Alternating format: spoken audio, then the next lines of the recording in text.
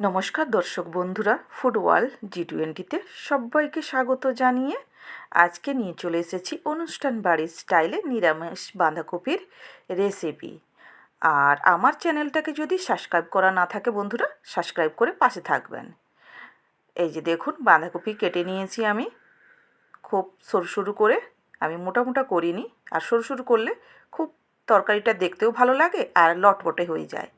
এবার একটা কুকার নিয়ে কুকারে আমি বাঁধাকপি তুলে দিচ্ছি। তবে আমার বাঁধাকপিগুলো অনেকটা পরিমাণ আছে, তার জন্য একবারে সেদ্ধ করা যাবে না। আমি প্রথম বাঁধাকপি কিছুটা দিয়ে এমনি উপর থেকে ঢাকাটা রেখে আমি কিছুটা ভাপিয়ে নিয়েছি, এই যে দেখুন। আর আমি একটা ছান্তার সাহায্যে একটু চেপে চেপে দিচ্ছি, যাতে জায়গাটা খুব ভালোভাবে বেরিয়ে আসে। এই যে দেখুন, অনেকটা জায়গা বেরিয়ে এসছে। আর যে বাঁধাকপিগুলো আছে সেগুলোকে একবারে আমি কুকারের মধ্যে দিয়ে দেব। এই যে দেখুন, খুব সুন্দরভাবে, এই যে খুব সুন্দরভাবে কিন্তু হয়ে গেছে। এবার আমি এতে লবণ দিয়ে দেব 2 চামচ মতো, অনেকটা পরিমাণ বাঁধাকপি। আর দিয়ে দিচ্ছি আধা বাটি মতো জল দিয়ে কুকারে এবার ঢাকনা লাগিয়ে আমি একটা সিটি দিয়ে নেব। এবার প্রত্যেকটা কুকারের সিটি কিন্তু আলাদা, মানে সেদ্ধ করার এটা টাইমিংটা অনেকটাই আলাদা। দেখুন সেদ্ধ হয়ে গেছে, এক সাইডে রেখে দিয়েছি। এবার এখানে আমি 4 পিস আলু নিয়ে, বড় আলু ডুমো ডুমো করে কেটে নিয়েছি, আর মটরশুঁটি ছাড়িয়ে রেডি করে রেখেছি।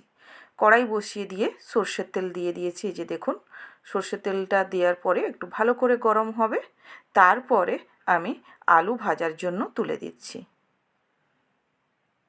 আলুটা ফার্স্ট আমি ভেজে নিব একবারে লাল লাল করে, যেন 90% আলু ভাজা হয়ে যায়, সেই পর্যন্ত আমি আলুটা ভাজতে থাকবো। কারণ বাঁধাকপি যেহেতু আমি আগে থেকে সেদ্ধ করে নিচ্ছি, তার জন্য আলুটাও আমাদের এখানে ভেজে নিতে হবে খুব ভালো করে।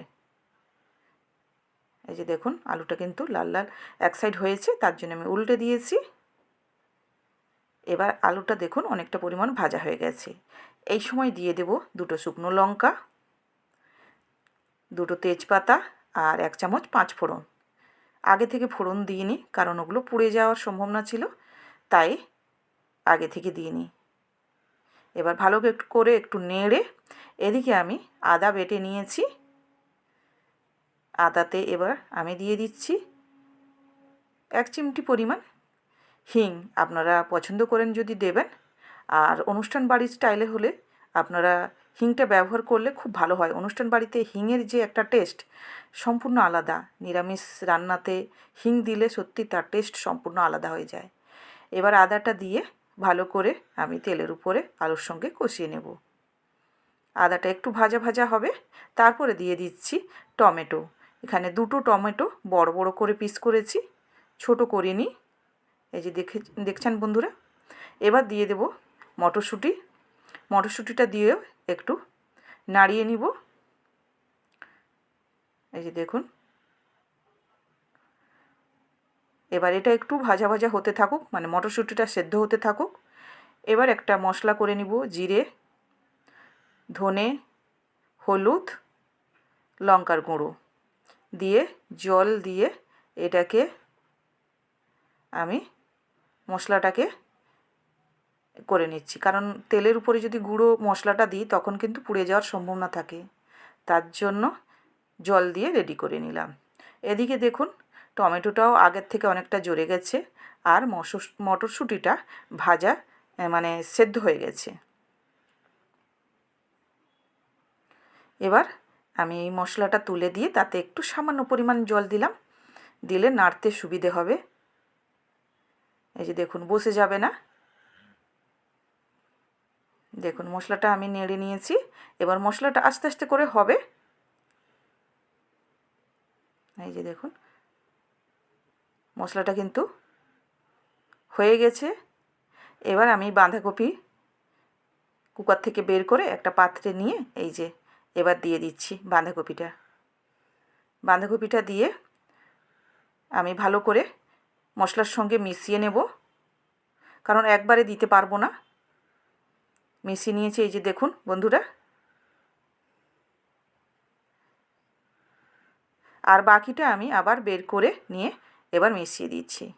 বাঁধাকপি যখন সেদ্ধ করার আগে কতটা পরিমাণ ছিল বলুন, দেখুন সেদ্ধ করার পরে অনেকটাই জুড়ে গেছে।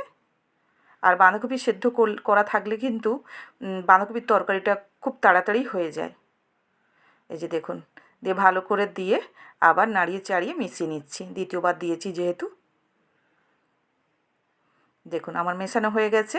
এটা ভালো করে এবার এখন কষানো হবে। তার মধ্যে আমি একটা সিক্রেট মশলা বানিয়ে নিচ্ছি। তার জন্য নিয়ে নিচ্ছি 3টা তেজপাতা, লবঙ্গ, এলাচ, দারুচিনি। আমি একটু বেশি বেশি পরিমাণ নিচ্ছি। আর নিচ্ছি শুকনো লঙ্কা, ধনে, জিরে। আমি গোলমরিচটা দিলাম না এখানে, অত্যাধিক ঝাল হয়ে যাবে। আপনারা চাইলে এই জায়গায় গোলমরিচটা ব্যবহার করবেন যদি ছোট বাচ্চা না থাকে।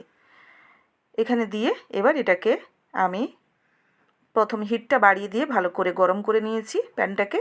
তারপরে হিটটা কমিয়ে দিয়ে এবার নেড়ে চেড়ে মশলাটাকে, গোটা মশলাটাকে ভেজে নিব। এই যে দেখছেন, দেখেই বুঝতে পারছেন যে দেখুন ভাজা হয়ে গেছে। এবার এটা একটু ঠান্ডা করে গ্রাইন্ডারের বাটিতে আমি ঢুকিয়ে দিচ্ছি। এই যে ঢুকিয়ে দিলাম গ্রাইন্ডারের বাটিতে। এটাকে এবার গুঁড়ো করে নেব।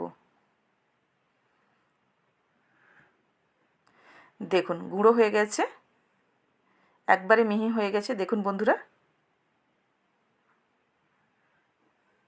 এবার এটা একটু চামচ দিয়ে নিচে বসে যায়, চামচ দিয়ে করে এবার আমি একটা প্লেটে বের করে নিলাম। দেখুন মশলা রেডি হয়ে গেছে। এদিকে আমার বাঁধাকপিটাও হয়ে এসছে। তাতে আমি লবণ আর চিনি, আর নিরামিষ তরকারি মানেই হচ্ছে একটু হালকা মিষ্টি না দিলে ভালো লাগে না। আপনারা যদি চিনিটা মিষ্টি বেশি না পছন্দ করেন তাহলে হালকা পরিমাণ দেবেন। আমি একটু বেশি পরিমাণ দিলাম।